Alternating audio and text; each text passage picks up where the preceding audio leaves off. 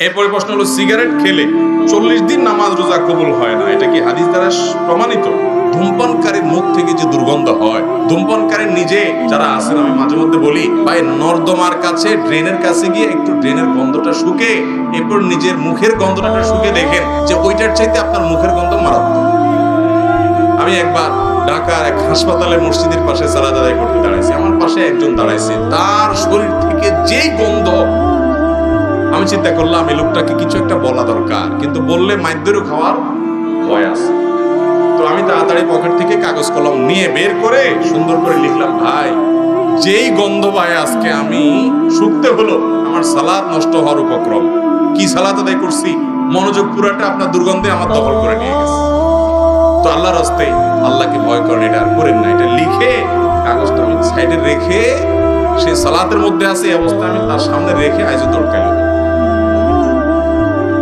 যে আমার দরকার হলো তার নাসিহা করা, মাইদ্যর খাওয়ার তো দরকার নেই।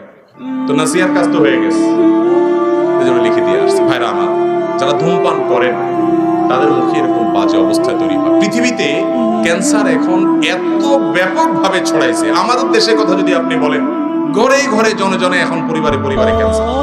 এবং ক্যান্সারের অন্যতম বড় কারণ হলো এই ধূমপান এবং জর্দা।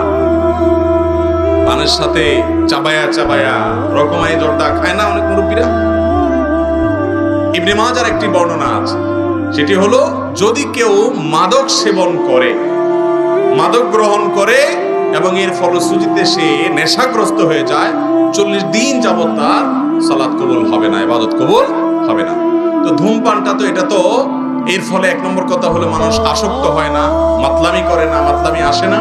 দ্বিতীয় কথা হলো যে ধূমপান এমনিতে নাজায়েজ এবং গুনাহের কথা, সেটা নিয়ে কোনো সন্দেহ নাই।